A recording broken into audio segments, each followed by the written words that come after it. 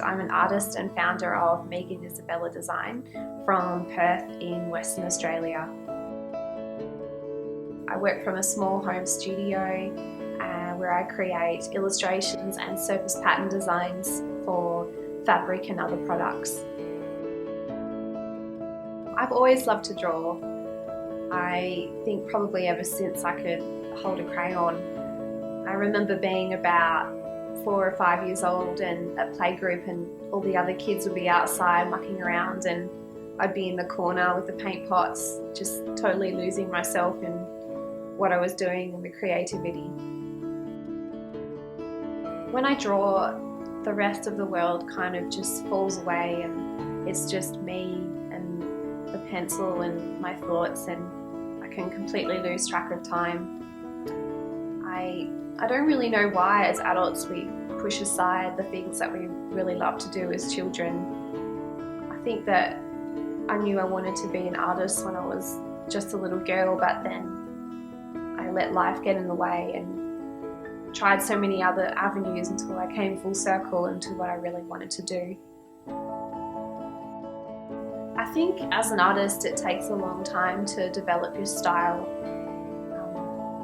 In the beginning it's all about being influenced by others, and you practice and you observe what they do until you build a style of your own. I remember going to a museum for Alphonse Mucha when I was in Prague, and it was amazing. He had all of these lithographs with strong line work with all these growing, creeping flowers and girls with swirling hair, and I just thought, wow, amazing. It was really inspiring, and I think that influenced my work a lot.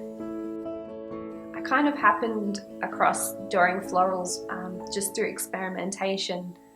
I originally used to illustrate a lot of character design, but then I found myself kind of enjoying doing the flowers in their hair more than anything else, and then I realised that it's really the florals that I enjoy drawing.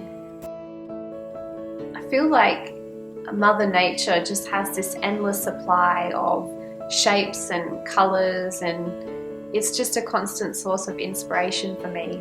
And there's something about the lines and organic nature of plants and flowers that for me is such a pleasure to draw.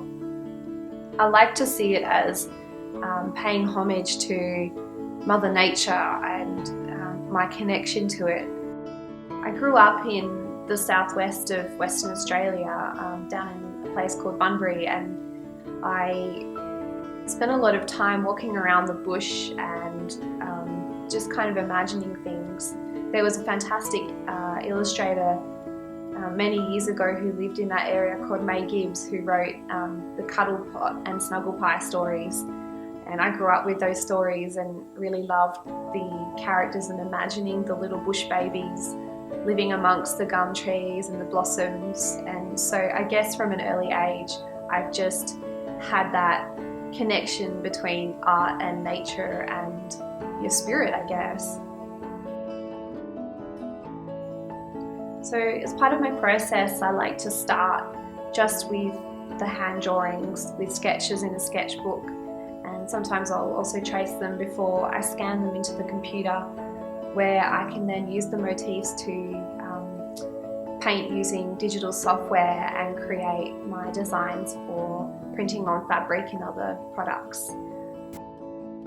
I love being in this business. It's challenging, but it's also rewarding when I get to work with other local people and other creative people. I feel like there's a growing number of people who really are starting to value handmade, and I don't know if maybe that's because people are growing a bit dissatisfied with the mass production and whether they are becoming more ethically aware of what they buy. But if they are, that's a good thing, and I certainly love being a part of that positive story.